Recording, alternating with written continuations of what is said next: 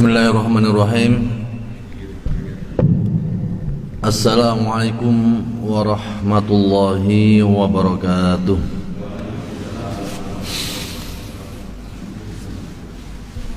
Innal hamdalillah nahmaduhu wa nasta'inuhu wa nastaghfiruh wa natubu ilaihi min sururi anfusina wa sayyiati a'malina.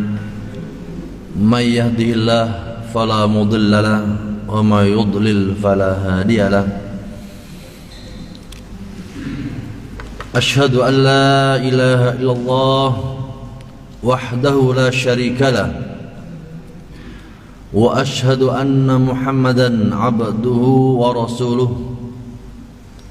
Allahumma salli ala Muhammadin wa ala alihi wa sahbihi wa man tabi'ahum bi ihsan ila yaumiddin. Amma ba'd.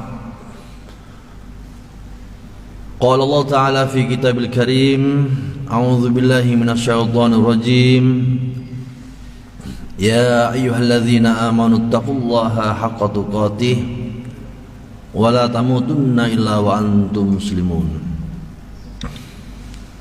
Ma'asyiral muslimin, jamaah subuh yang semoga senantiasa dirahmati oleh Allah Subhanahu wa taala. Tentunya dalam kondisi yang sudah kita sama-sama fahami karena kita mendengar dan juga kita menyaksikan langsung, bahkan kita merasakan ketika Allah SWT memudahkan langkah kita untuk menuju pada aktivitas ketaatan, untuk senantiasa mentaati Allah dan Rasulnya, seperti halnya ibadah yang tidak mudah untuk kebanyakan manusia, jangankan orang kafir, orang muslim pun juga kalau boleh kita hitung tentunya lebih banyak yang sulit untuk melangkahkan kakinya menuju masjid Allah di saat subuh. Dan kita alhamdulillah Allah mudahkan, dan tidak hanya sesekali dua kali, dan tidak hanya mungkin ketika kita sudah dewasa, tapi insya Allah ada di antara kita yang membiasakan ini, mentaati syariat ini sejak kecil.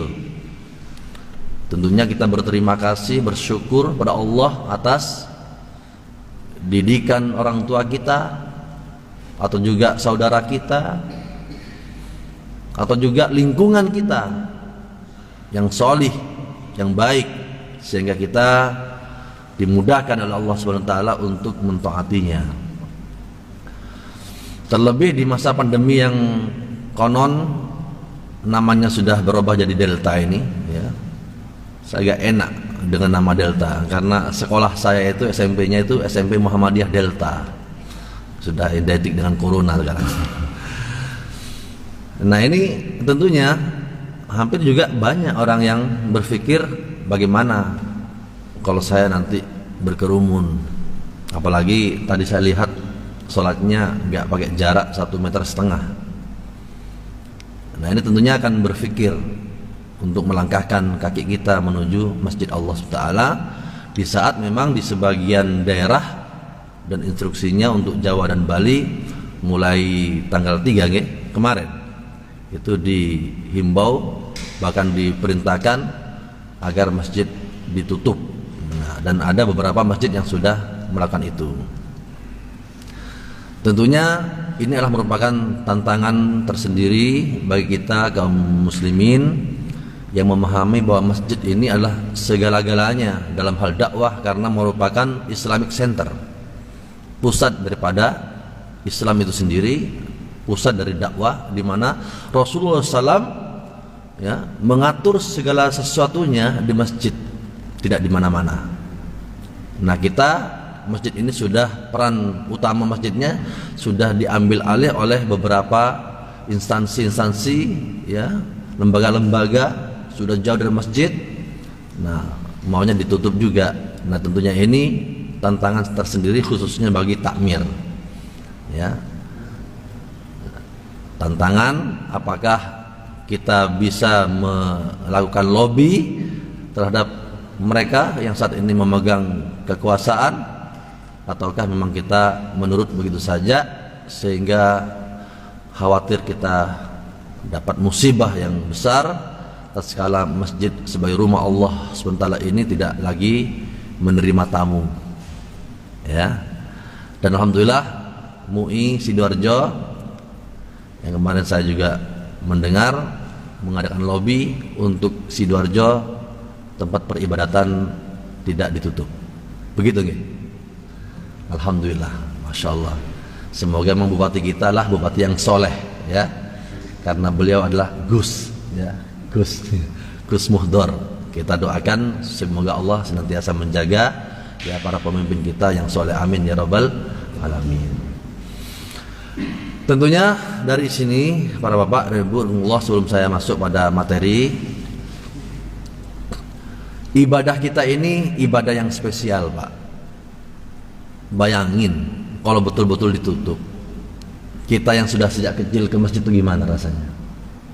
Kan gitu. Tidak hanya kebiasaan, Pak, tapi betul-betul memahami bahwa keberkahan itu memang dari masjid, dari aktivitas masjid. Bagaimana coba? Ngeri, Pak. Ya. Masjidil Aqsa itu dibelanin mati-matian, Pak, nggih. Wah, seperti itu loh kalau kita melihatnya, itu bagaimana mereka kepengin sholat di masjid. Ya, sampai mempertaruhkan apa, Pak? Nyawa mereka.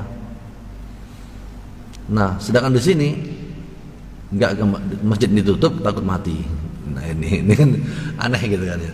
Memang kita harus merasakan ya seperti yang dirasakan oleh saudara-saudara kita yang minoritas, yang perjuangan seperti itu. Kita ini masya Allah masjidnya banyak sekali masjid, ya, ber-AC, dilengkapi dengan berbagai macam fasilitas, ya nggak ada yang ke masjid. Nah, tentunya kita yang di sini ini adalah betul-betul melaksanakan ibadah yang spesial banget seperti itu. Nah, cuman katanya nanti dengan tauhid, ingin saya sampaikan juga, ketika Allah mudahkan kita ke masjid, tentunya aktivitas masjid kita seperti sholat ini betul-betul dipastikan adalah yaitu aktivitas sholat yang berkualitas, Pak. Saya ingin menyampaikan sesuatu yang mungkin seringkali terlupakan atau terlewatkan, bahkan nggak terpikir sama sekali. Coba, Pak, Bu, kalau jenengan cinta terhadap pasangan, yakni suami ke istri atau sebaliknya, orang tua ke anak atau sebaliknya, ya, antar saudara, antar teman, antar orang yang betul-betul karib, ya, sahabat karib. Jujur, kira-kira jenengan dalam sehari itu menyebut nama mereka itu berapa kali? Misalkan Pak Wasis menyebut istri, nama istri, atau mungkin diganti dengan kata ganti kamu, engkau, sayang, kira-kira berapa kali, Pak, sehari? Atau nggak pernah disebut? Atau Bu, tolong gitu tak ya? Pas ada maunya aja yang nyebut gitu ya. Coba, bisa dihitung, Pak. Bisa dihitung. Kalau ditanya seperti itu, mikir berapa kali ya? Nah, berarti kan memang nggak pernah sengaja nyebutnya itu. Kalau pas butuh aja. Nah, kalau misalkan kita itu nyebut nama seorang satu hari 100 kali, kira-kira seperti apa, Pak? Cinta orang yang menyebut terhadap yang disebut itu kan luar biasa, Pak, ya? Disebut nama seperti nama istri saya Yulia, dikit-dikit Yulia, dikit-dikit Yulia, Lia, Yulia, Yulia. Terus kira-kira saya dibilangin seperti apa? Gila kan, Pak, ya? Kocek nemen nih gitu lah. Walaupun cinta ke istri kok ya sering kali kok disebut namanya sih. Seperti gak ada wanita lain, makanya begitu mungkin ya. Kok disebutin terus namanya bolak-balik.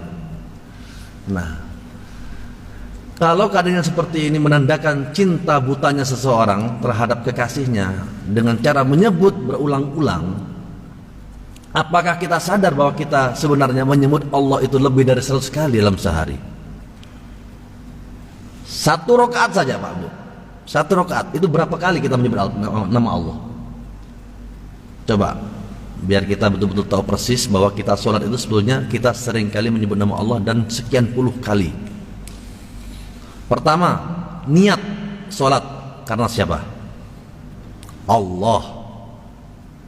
Dari sini dulu, niat saja itu untuk Allah. Yang akan kita lakukan sholat 2 rakaat tadi itu untuk Allah. Kemudian berikutnya, belum apa-apa kita sudah bilang Allahu Akbar. Sudah berapa kali? 2. Tambah akbar lagi. Setelah itu Pak, doa iftitah ya, yang pakai Allahumma ba'id baini, Allahumma, diulang lagi Allah. 3 sudah. Allahumma naqini, Allah lagi disebut. Allahumma ghsilni, 4 kali disebut. A'udzu billah, Allah lagi disebut. 5. Coba dihitung Pak, berapa sudah? 5. Bismillah, Allah lagi disebut. Ar-Rahman Ar-Rahim, sudah berapa itu Pak? 7, 8 enggak? Kemudian Alhamdulillah, Allah lagi disebut. Rabbil Alamin, Rabb, di situ Allah kan? Diulang lagi Ar-Rahman Ar-Rahim, sudah berapa? Malik, ini Allah, Yaumiddin, Malik. Iyyaka, siapa nih iyyaka? Allah lagi kan? Wa iyyaka, Allah lagi disebut. Ihdinas sirat itu minta tunjuk pada siapa? Ya pada Allah. Kemudian amin tuh kabulkanlah permohonan kami, ya kepada Allah lagi. Kemudian Bismillahirrahmanirrahim, ada 3 di sini, Allah Ar-Rahman Ar-Rahim. Kemudian Al-Baqarah, baru sudah berapa Allah di situ yang disebut. Masya Allah. Kemudian Allahu Akbar, ruku. Subhanakallahumma, Allah Rabbana wa bihamdika, Allahumma ghfirli. Loh, berapa sudah? Sami Allah, Rabbana walaka alhamdu, hamdan thayyiban mubarakan fi, atau sami Allah hamida rabbis mil'us samawati wa mil'ul ardi wa mil'u ma syi'ta min syai'in ba'du. Allah lagi disebut. Allahu Akbar, sujud. Allahumma ghfirli warhamni wajaburni wahdini warzuqni. Allahu Akbar, baca lagi subhanakallahumma rabbana wa bihamdika Allahumma ghfirli. Allahu Akbar. Kemudian rakaat kedua. Untuk rakaat kedua, at-tahiyatu lillah wassalawat at-thayyibat.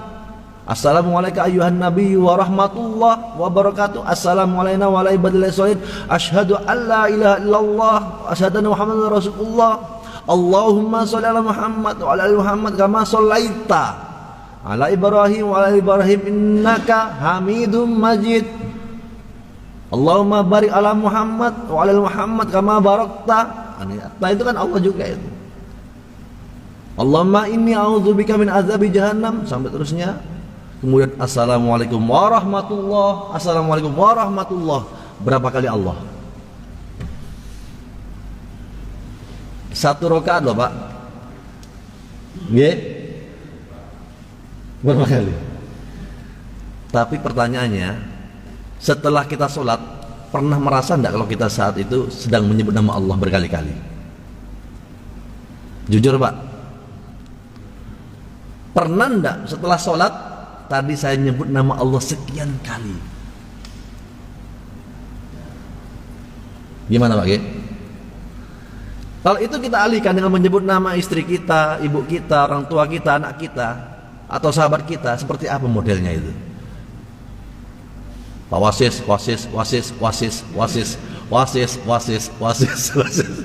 Begitu ya Pak. Gimana Bu? Kira-kira ibu itu kalau panggil nama suaminya Pak Wasis itu berbolak-balik gitu. Ada apa ini kan gitu ya?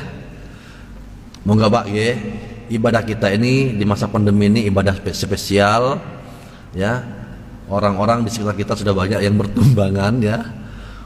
Bolak-balik di WA itu, Masya Allah, kematian. Begitu terus. Masuk rumah sakit 4 hari mati. Masuk rumah mati. Terus kematiannya mengenaskan Pak, enggak disolatin secara ya normal, ditaruh di peti ya, di mobil berjarak, Masya Allah, sedikit yang sholat, yang ngantar ke kubur sedikit, dia kasih seperti gitu Pak. Duh, Masya Allah, gak normal dah, gak seperti yang kita pelajari sebelumnya Pak nggih. Nah, kalau gak seperti yang saya sampaikan, ibadah yang berkualitas, kemudian kita jagani siapa Pak? Wong kadang sakit ya, tanpa pamit, kemudian pulang jenazah yang datang.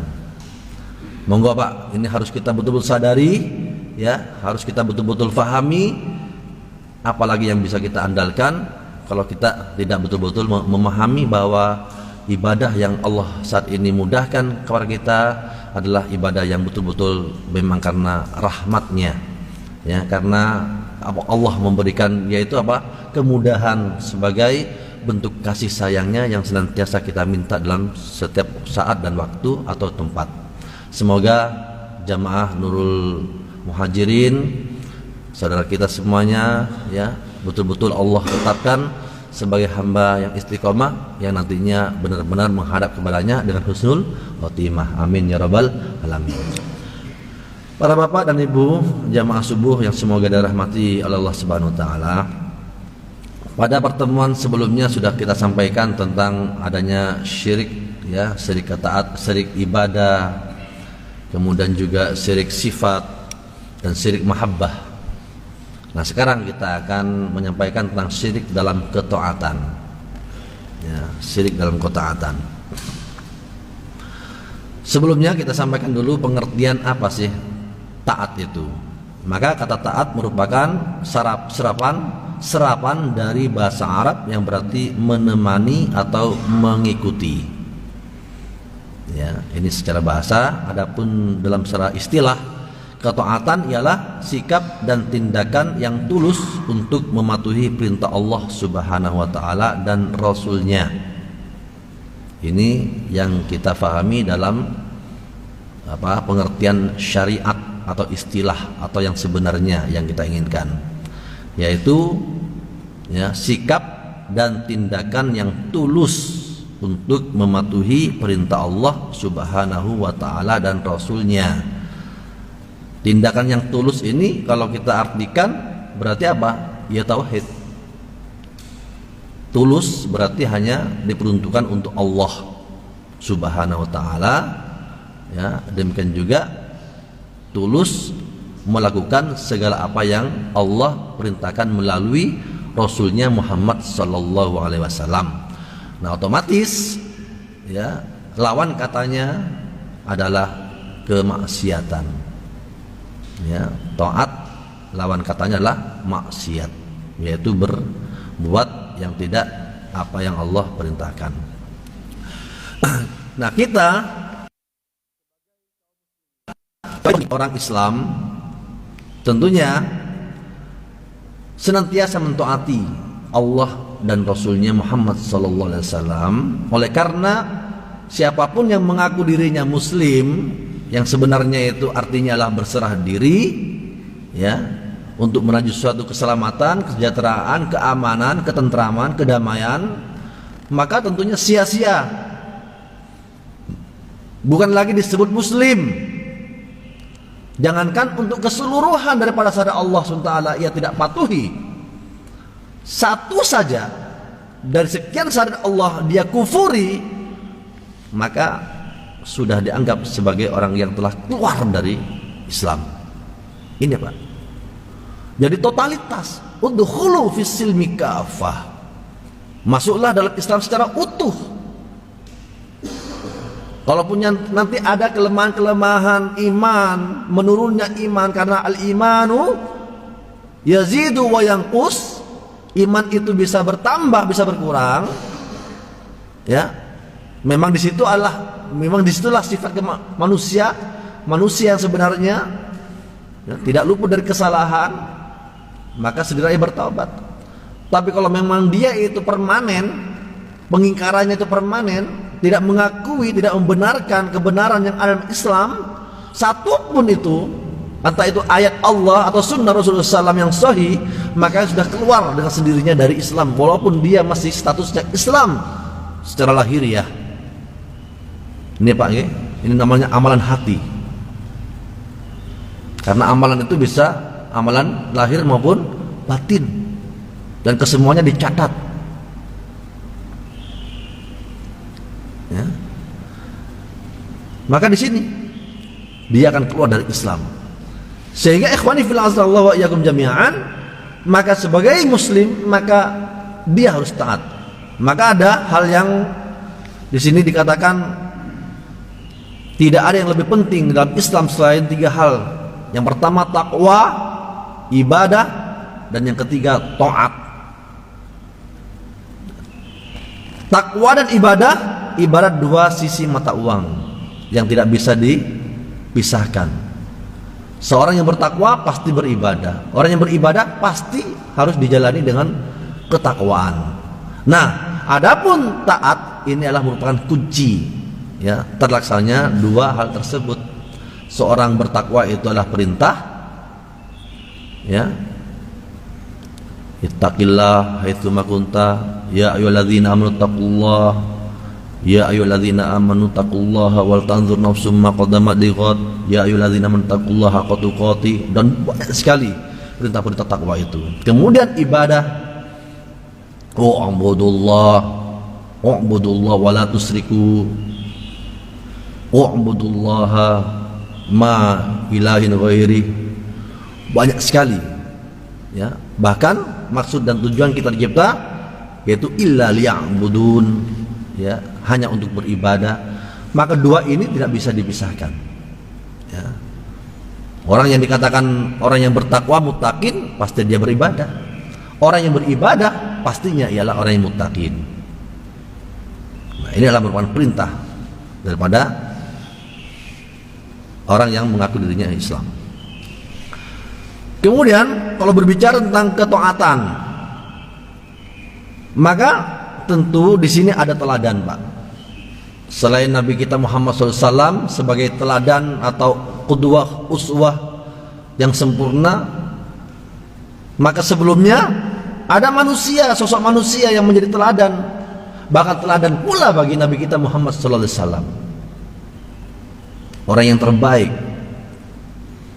Kalau kita melihat dari ketaatan di sini adalah ketaatan yang tidak normal, Pak. Melebihi dari normal, bahkan dikatakan abnormal. Mengapa, Pak? Karena di sini ia melakukan ketaatan dari perintah Allah Subhanahu wa taala, sesuatu yang mungkin sulit rasanya dilakukan oleh yang lainnya. Ketika seorang suami meninggalkan istri dan anaknya di tengah padang pasir, saat istrinya bertanya, apakah ini perintah Allah? Dia mengangguk, suaminya mengangguk, iya, ini perintah Allah. Karena landasan iman dan kejernihan hati seketika membuat istrinya mengerti dan mentaati. Hanya dengan kalimat apa? Pertanyaannya, apakah ini perintah Allah? Mantuk, gitu aja. Karena di sini ada terpatrinya keimanan, ya, kepatuhan, ketaatan. Maka apa yang hendak dilakukan oleh suaminya, yakni meninggalkan dia dan anaknya yang masih kecil di tengah gurun pasir, langsung tidak ada perkataan seandainya, bagaimana, dan sebagainya. Tidak ada kata itu. Dia sudah ditinggal itu saja. Bayangin, Pak,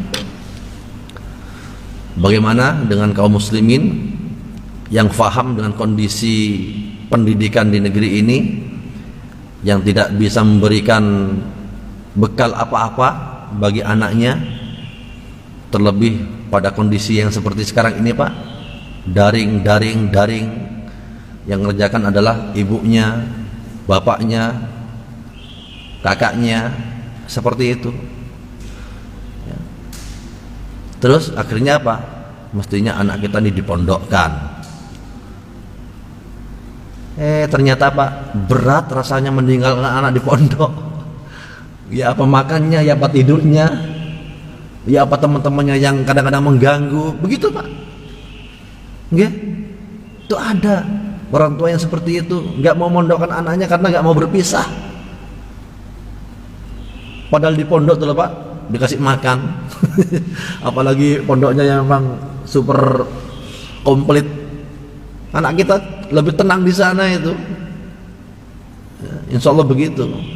Lebih banyak teman, lebih banyak orang tua, lebih banyak orang yang memperhatikan. Nah itu seperti ini ya.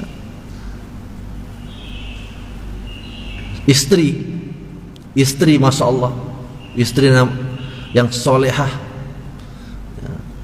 Kita gak ditinggal loh Pak, ya cuma dibagi saja waktunya loh, pusing gak karuan ya. Paham Pak ya? Gak ditinggal selamanya itu loh, cuma waktunya dibagi saja dengan yang lain itu loh. Yes. Ngerundel gak karuan, padahal cuma rencana itu ya, belum kejadian itu sudah purik. Kemudian yang kedua, seorang ayah ketika menuturkan mimpi untuk menyembelih anaknya, si anak bertanya, apakah ini perintah Allah? Ayahnya mengangguk. Keimanan yang diwariskan kedua orang tuanya seketika membuat si anak mengerti dan mentaati. Bapak dan ibu adalah manusia yang taat, berbuah pada si anak menjadi anak yang taat pula.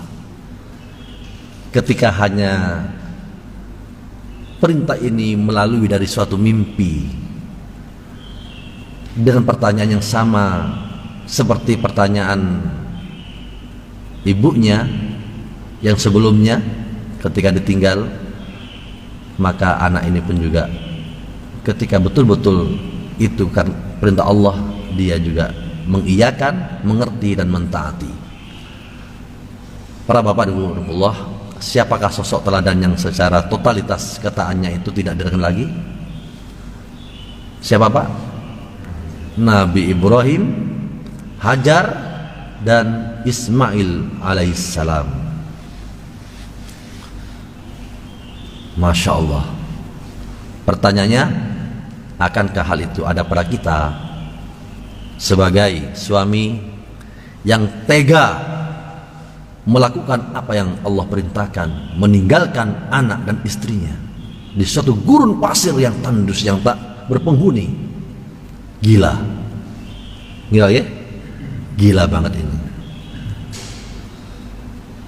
Menyembelih anaknya yang sudah lama dia tidak bersama dengannya, dengan dasar mimpi Pak. Coba, adakah orang tua, adakah anak yang seperti ini? Sekarang Pak, bukan syariat menyembelih anak, syariat menyembelih kambing, syariat menyembelih sapi patungan. Terus pertanyaannya, adakah yang masih berat untuk melakukan itu? Sedangkan untuk fulsa fulsa sedikit sudah lemot, coba cek pulsa, oh langsung gopo Pak ya, cek kan pulsa karena nggak bisa ngecek. Nak tolong sini cek dong pulsa, wis entek banda kok lemot begitu. Akhirnya mau beli. Berapa itu sekarang? Kalau punya saya itu 80.000 Pak satu bulan itu, smartphone itu 80.000 kali berapa satu bulan ya? Kalau sudah 12 bulan berapa? Kalau ditabung itu berapa setahun? Udah selesai patungan kambing, patungan sapi, nggih. Seekor kambing sudah bisa itu. Tinggal permasalahannya kita itu mau apa enggak untuk melaksanakan syariat ini. Padahal sapinya nanti kalau sudah disembelih, ya enggak sepenuhnya sapi itu juga dikasihkan ke orang lain. Kita juga mengambil, ada jatah untuk kita, bagi ada jatah. Itu pun juga kadang berat. Ini terjadi Pak di masyarakat kita. Semoga enggak terjadi di jamaah Masjid Nurul Muhajirin. Kemarin saya khutbah di daerah Buduran, Masya Allah Pak, itu papan kurban itu sapi 1, 2, 3, 4 sampai 20 kelompok itu. Masya Allah, kayak ini hampir semua jamaah ini patungan. Masya Allah ya, di masjid saya itu tiga.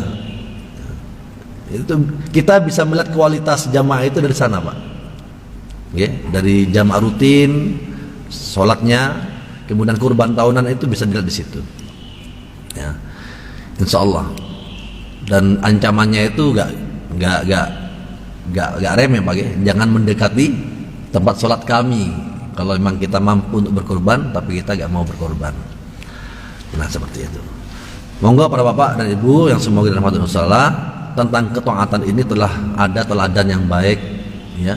Kalau untuk Rasulullah SAW yang luar biasa itu di saat disuruh hijrah ya Pak ya, suruh meninggalkan keluarganya, hartanya ya, jabatannya di Mekah untuk pindah ke Madinah ya, tanpa membawa apa-apa, tanpa membawa bekal apa-apa. Tapi ketika memang itu adalah perintah, sudah mereka hijrah. Dan ternyata apa? Di balik kesemuanya itu, seperti Nabi Ibrahim alaihissalam, Hajar, Ismail, dan Nabi kita Muhammad SAW telah mencontohkan ketaatan-ketaatan, dan buahnya seperti sekarang yang kita rasakan, yang kita juga terapkan. Nabi Ibrahim alaihissalam mendapatkan jariah dari ketaatannya, di mana banyak kaum muslimin yang melakukan ibadah haji, termasuk di situ penyembelihan udhiyah. Nah ini pahala mengalir deras kepada beliau SAW saat mengawali pengorbanan, yaitu ketika disuruh menyembelih putranya. Saat ini beberapa darah ya berkucuran pada setiap tahunnya, Nabi Ibrahim SAW dapat pahala itu. Demikian juga Pak Bu, ketika kita menteladani diri kita untuk anak-anak kita, dan anak-anak kita menteladani kita, Masya Allah, itu pun juga menjadi jariah ya. Ini adalah sesuatu yang memang kita berharap, keterbatasan umur usia ya, dan kita berharap anak-anak kita, entah anak kandung, anak didik dan sebagainya, kita berharap dengan ketaatan ini pun juga mereka menteladani kita dan mengikuti kita. Insya Allah kita juga mendapat pahalanya. Nah, para bapak dan ibu Allah wa jami'an, untuk kemudian sebelum juga masuki pada kesyirikan taat ini, saya juga sampaikan tentang adanya perintah bahwa kita diperintahkan untuk mentaati Rasulullah SAW selain kita mentaati Allah Subhanahu wa Ta'ala. Nah, berfirman Allah Subhanahu wa Ta'ala memberikan itu, memerintahkan makhluknya agar taat kepada Rasulnya, yakni Nabi Muhammad SAW yang pertama. Yang kedua, Imam Syafi'i ya, dalam kitabnya yakni kitab Ar-Risalah menjelaskan bahwa hukum yang disampaikan Rasulullah sama dengan hukum ya yang Allah SWT tetapkan. Orang yang mentaati Rasulullah sama dengan orang ini mentaati Allah Subhanahu wa Ta'ala. Jadi Allah Rasulullah ini Pak, dalam kedudukan ini, dalam keadaan mentaati aturan, hukum, perintah, meninggalkan larangan, itu sama, tidak bisa dibedakan. Mengapa? Karena apa yang disampaikan oleh baginda Rasul, apa yang dicontohkan, apa yang diputuskan, itu apa yang disampaikan ya, diperintahkan, diputuskan oleh Allah Subhanahu wa Ta'ala. Makanya Pak, seringkali kita menjumpai ya, ketika ada lafaz Allah, kemudian di sampingnya adalah lafaz Rasulullah, sejajar apa lebih terendah? Sejajar Pak, gak pernah Allah di atas, Muhammad di bawah, begitu ya. Kemudian kalau kita mengatakan kalimat Allah thumma Rasulullah atau Allah wa Rasuluhu, wa bukan thumma, wa itu berarti apa? Wawul atof, sambung, sejajar dalam hal hukum, dalam hal aturan itu sejajar. Makanya asyhadu alla ilaha illallah wa asyhadu anna muhammadar rasulullah.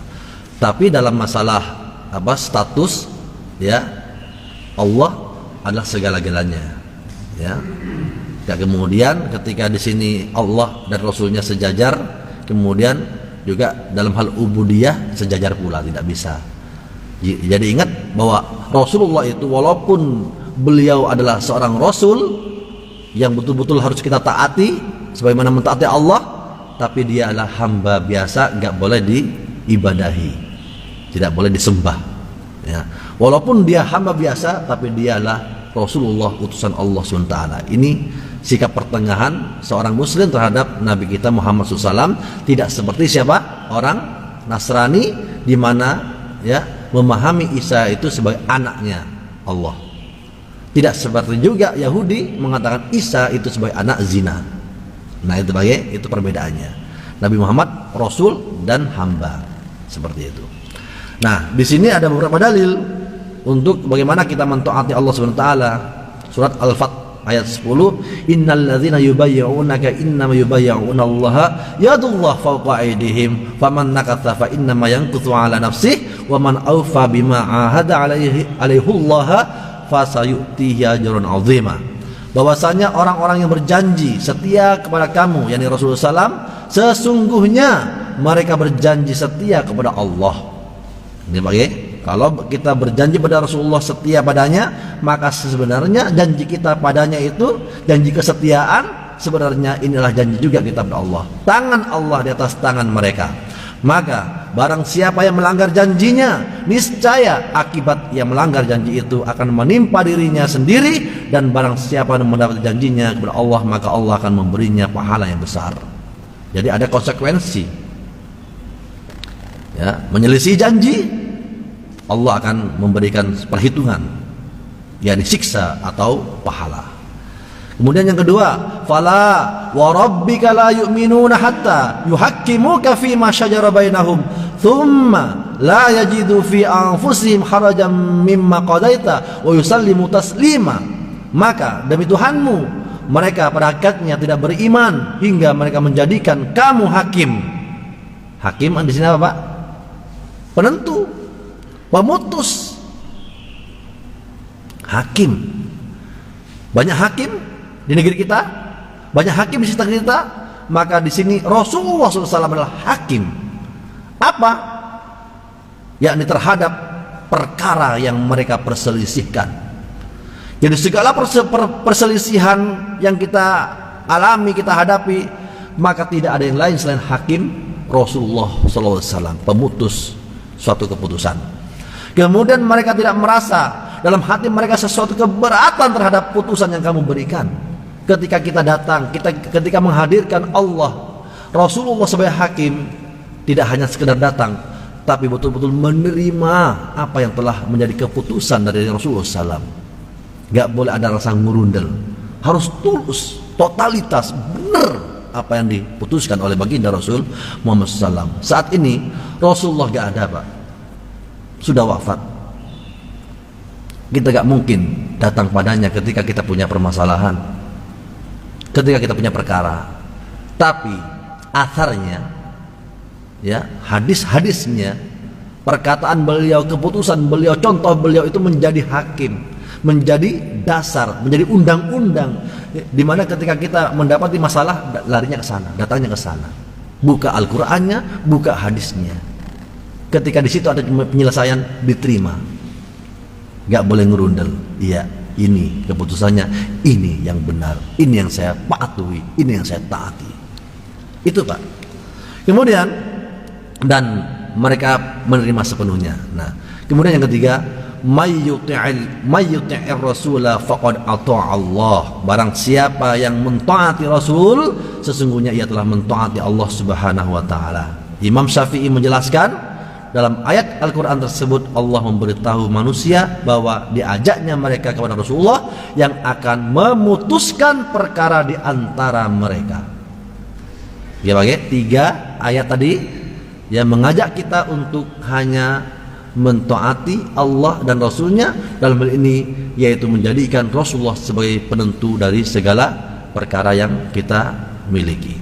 Baik, praktek kesyirikan yang diabadikan oleh Allah dalam Al-Quran, yaitu apa? Dalam hal ketaatan, yaitu firman Allah Subhanahu wa taala surat At-Taubah ayat 31. A'udzubillahi minasyaitonirrajim. ittakhadhu ahbarahum wa ruhbanahum arbabam min dunillah wal masih ibn maryam wa ma umiru illa liya'budu ilaha wahida la ilaha illahu subhanahu amma yusyrikun. Mereka menjadikan orang-orang alim, yakni ulama, orang solehnya orang-orang Yahudi, dan rahib-rahibnya, pendeta-pendetanya Nasrani sebagai Tuhan selain Allah, dan juga Al-Masih putra Maryam. Padahal mereka hanya disuruh menyembah Tuhan yang Maha Esa. Tidak ada Tuhan yang berhak disembah selain Dia. Maha suci Dia daripada apa yang mereka persekutukan. Para bapak dan ibu yang semoga dirahmati Allah Subhanahu wa taala, ketika ayat ini turun, ada sahabat Adi bin Hatim yang pada waktu itu juga mereka adalah orang-orang yang termasuk orang musyrik, sudah masuk Islam. Ketika ayat ini turun, maka dia bertanya, wahai Rasulullah, dahulu kami tidak pernah menyembah mereka. Gimana? Artinya Pak, rahib-rahib, pendeta-pendeta itu gak pernah dia sembah, sama sekali gak pernah kami sembah. Rasulullah bertanya, bukankah mereka menghalalkan yang diharamkan Allah? Jadi ketika pendeta, tokoh-tokoh ulama, bahasa kita di sini lagi, kiai-kiai itu menghalalkan apa yang Allah haramkan, atau sebaliknya mengharamkan apa yang Allah halalkan, maka kata Rasulullah, kalian pun turut mengharamkannya ketika yang halal diharamkan. Maka Adi bin Hatim menjawab, benar wahai Rasulullah. Rasulullah bersabda, itulah bentuk ibadah kepada mereka. Itulah bentuk ibadah pada mereka. Walaupun kita gak pernah menyembah mereka, namun ketika mereka menghalalkan apa yang Allah haramkan, mengharamkan apa yang halalkan, dan kita ikut saja, dan kita yakin dengan apa yang diucapkan, itulah bentuk peribadatan, Pak. Inilah namanya syirik ketaatan. Besar bagi? Na'udzubillahi min dzalik. Na'udzubillahi min dzalik. Di sini Pak ada majelis ulama, di sini ada tokoh-tokoh masyarakat, tokoh-tokoh ormas, tokoh-tokoh politik, ada juga tokoh-tokoh, ada eksekutif, legislatif, yudikatif itu. Nah, ketika kita datang kepada mereka untuk suatu perkara, nah ternyata kok menyelisihi Allah dan Rasulnya, dan kita mentaatinya, itu Pak sama ya, datangnya kita itu adalah suatu peribadatan, Pak. Nah ini. Jadi para bapak dan ibu yang dirahmati Allah Subhanahu wa taala, inilah yang namanya syirik. Syirik ketaatan ketika apa? Menghalalkan yang haram, mengharapkan yang halal, kemudian kita meyakini tentang hal itu.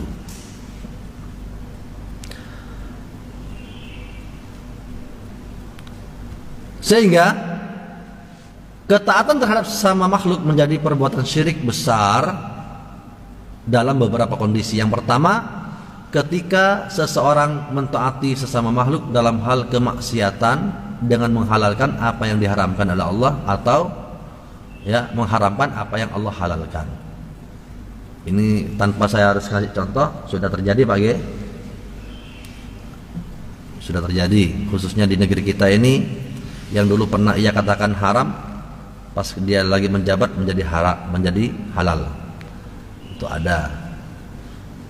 Hati-hati. Kadang-kadang ya Ya ada dalilnya kadang-kadang. Cari dalilnya. Dicari dalilnya itu macam-macam, masuk ketemu, oh udah ini jadi haram. Oh ini dah jadi halal begitu. Karena kita fanatik pada tokoh tersebut, ikut saja. Karena kita punya kepentingan, ikut saja. Nah nanti kita bedakan Pak ya, mana yang syirik dan mana yang tidak. Yang kedua, orang yang ditaati membuat suatu aturan, lalu orang yang mentaatinya berkeyakinan bahwa ya, aturan itu lebih sempurna dari atau lebih memenuhi kemaslahatan daripada syariat Allah. Ini dikatakan syirik. Jadi kalau ada aturan, ternyata aturannya ini lebih sempurna atau lebih layak, lebih maslahat ditimbang Al-Quran dan Sunnah, syirik. Maaf Pak G, ini Pak kalau kajian tauhid itu, jadi kita teringat Nabi Nuh itu Pak 990 tahun itu pengikutnya 80 orang Pak. Nabi Muhammad 13 tahun itu hanya beberapa orang dan kadang-kadang orang miskin, budak Pak G. Ini kalau ngisi tauhid itu seperti itu memang. Kudune ngamuk kudune main antem gitu Pak G. Saya kadang-kadang ya ngeri juga kalau ngisi tauhid kemudian gak dipahami dengan baik, ya sepertinya kita ini gak toleran ya, intoleran macam-macam, mau ngajak gelut, mau ngajak macam-macam. Seperti ini, aturan itu lebih sempurna dari aturan atau lebih memenuhi kemaslahatan daripada syariat Allah, maka ini syirik. Nah sekarang kita punya aturan. Maaf Pak, saya waktu buat slide ini itu di sekolah saya buat gini. Nah teman saya di situ ada sarjana hukum, pengacara. Pertama ini saya bilang ini, undang-undang, aturan atau undang-undang itu lebih, Pak, jangan sampai tulis undang-undang, sama nanti dia jamaah nanti sama. Kira-kira gimana Pak kalau saya tulis aturan atau undang-undang gitu ya?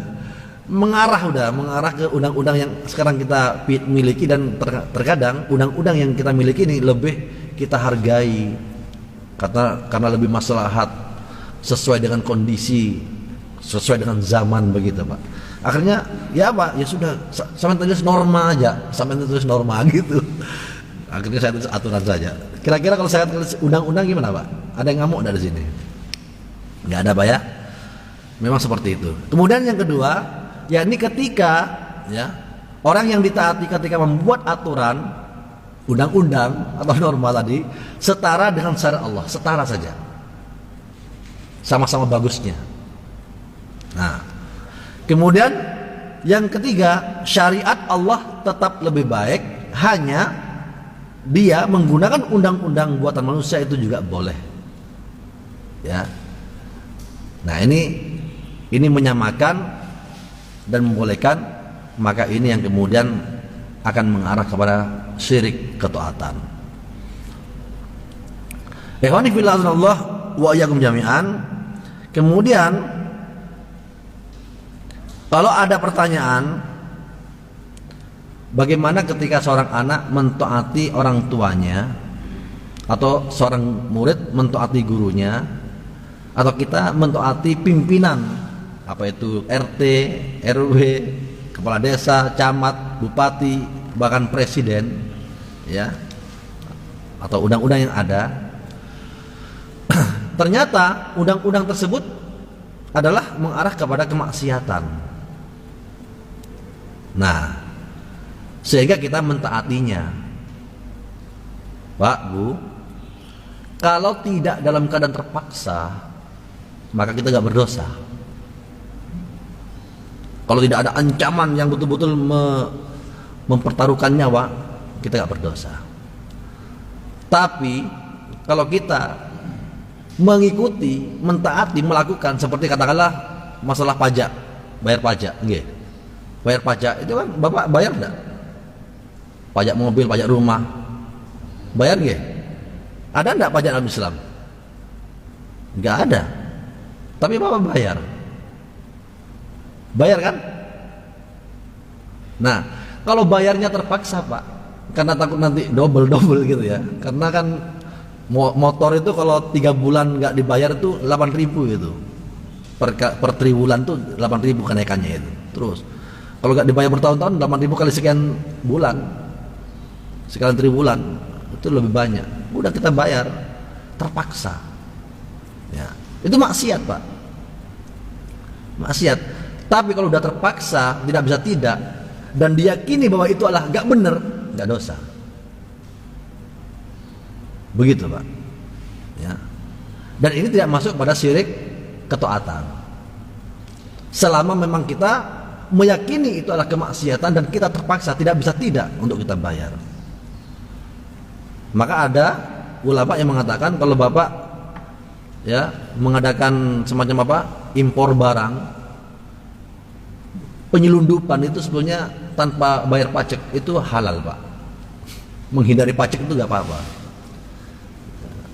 Tapi permasalahannya kalau bawa ketangkep itu ya, biaya cukai dan sebagainya itu sebetulnya nggak ada dalam Islam ya. Kita mengenal itu zakat dalam masalah pengambilan harta dari barang-barang kita itu situ ya.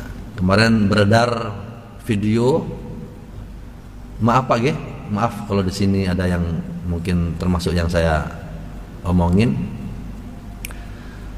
dari pegawai pajak di Jakarta itu, pajak bank di Jakarta mati, gitu ya. Padahal dia itu orang yang soleh. Ternyata kuburannya itu kan salah naruh. Ternyata kuburan yang ada yang dia taruh itu ya, untuk jenazah itu adalah kuburan yang sudah dipesan sebelumnya oleh orang lain. Akhirnya dipindah. Belum lama Pak, ya jenazah ditanam, kemudian dibongkar itu sudah terbakar kuburan tersebut. Ini nyata, ini di Jakarta, di Jakarta udah terbakar, gosong misalnya. Ini kan kejadian nyata Allah perlihatkan, walaupun tidak seringkali. Kalau Bapak lihat di Adab Ilahi ya, di TV apa namanya? Itu yang Adab Ilahi Pak itu ya. Itu banyak kalau cerita-cerita bohong-bohong itu banyak, tapi ini nyata fakta. Dan seringkali kita juga jumpai mayat yang utuh, mayat yang gosong, mayat yang legam, matanya hidungnya kayak udah habis dipukulin tuh ada, yang meninggalkan sholat. Nah seperti ini adalah praktek yang riba, itu ada seperti itu. Nah ini hal yang memang dicontohkan atau ditampakkan Rasulullah untuk kemudian kita jadi pelajaran. Intinya undang-undang yang ada kalau memang itu keterpaksaan tetapi kemudian didorong oleh nafsu ya, maka itu maksiat, tidak sampai kepada kesyirikan.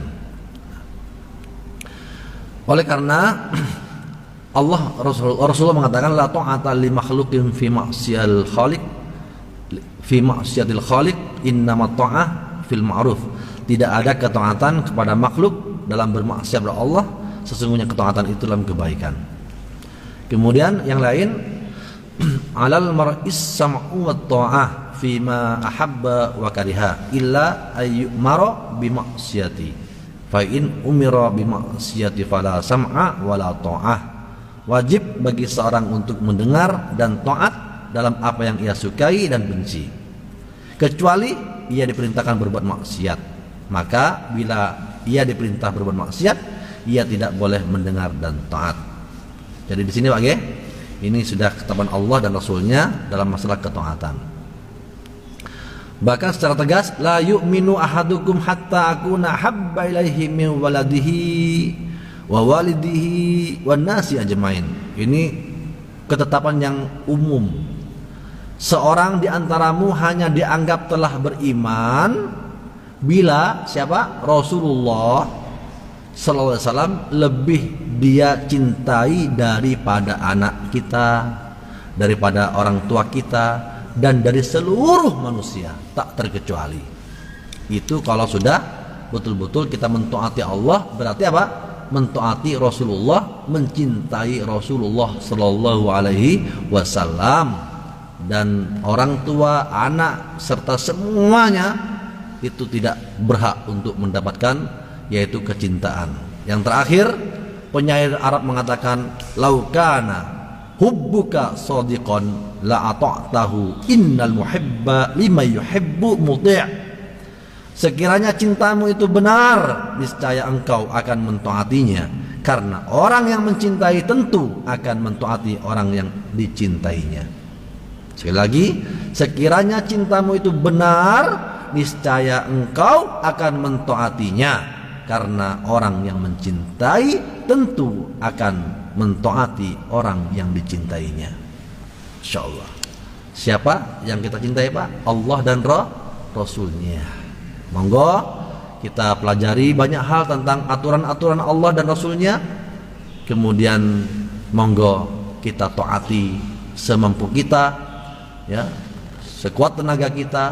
Karena ini adalah merupakan bukti bahwa kita telah mentauhidkan Allah Subhanahu wa ta'ala dalam ketaatan, dan sebaliknya kalau tidak seperti itu maka kita termasuk yaitu golongan musyrik, ya, ketika kita menyekutukan dalam hal ketaatan. Semoga kajian yang sangat sederhana dan sangat singkat ini dapat memberi pencerahan bagi kita, kontribusi manfaat untuk senantiasa, ya, menjadikan sisa-sisa kehidupan kita ini yaitu hanya untuk Allah Subhanahu wa ta'ala melalui contoh baginda Rasul Muhammad sallallahu alaihi wasallam. Dan semoga waktu yang sangat singkat ini memberikan yaitu apa?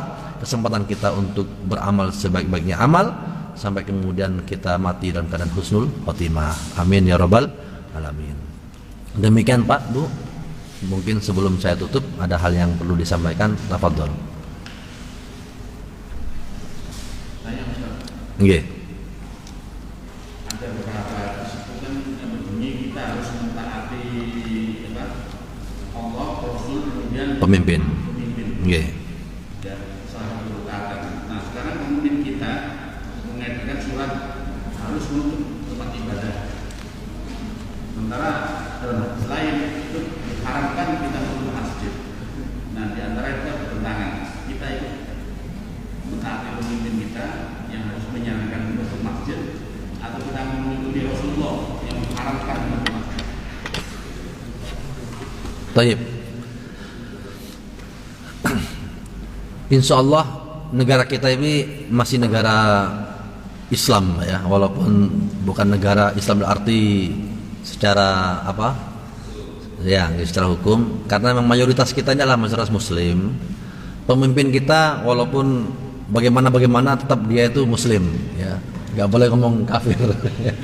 Ya, Pak Jokowi itu masih Muslim, kemudian DPR-nya masih Muslim, Puan Maharani itu, terus MPR-nya Muslim, Zulkifli itu, kemudian pokoknya pemangku penting di negara kita ini Muslim, apalagi Sidoarjo, ya, itu Muslim, anaknya Pak Yai lagi, ya, anaknya Gus Ali, Gus Muhdor, hafizahullah ta'ala, semoga Allah menjaganya.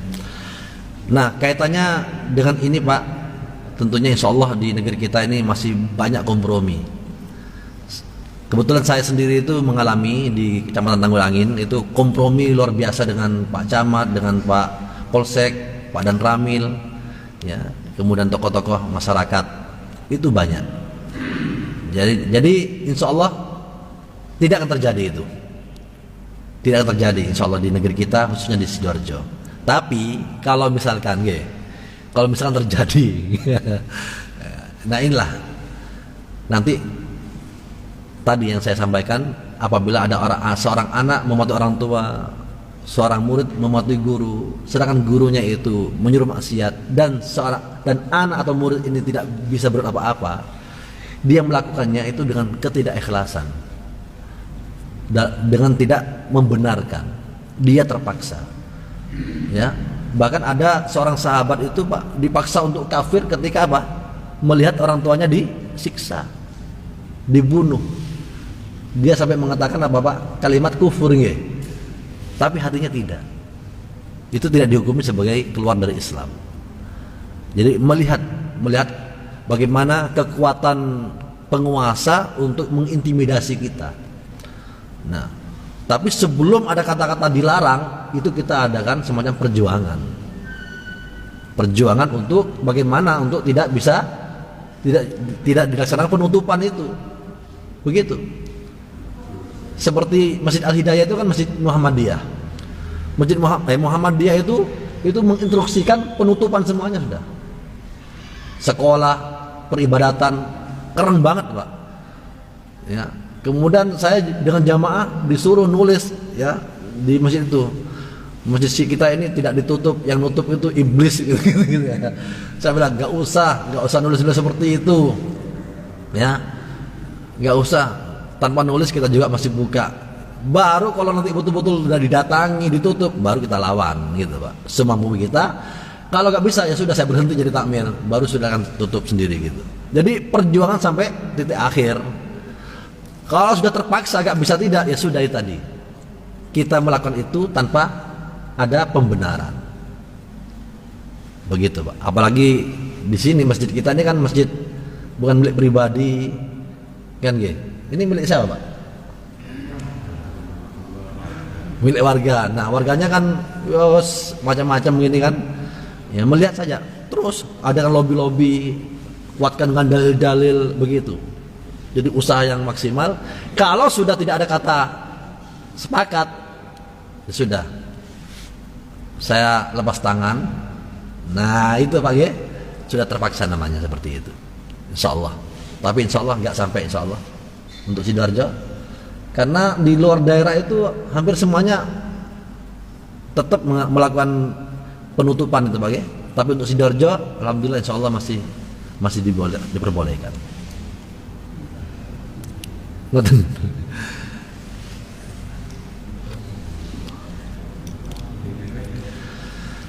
Baik, Pak, kalau nggak ada, saya kira kita cukupkan sampai di sini. Ya, kurang lebihnya mohon maaf apabila ada hal-hal yang kurang berkenan. Sekali lagi untuk pembahasan tauhid ini kadang-kadang memang sangat-sangat memberikan energi yang luar biasa.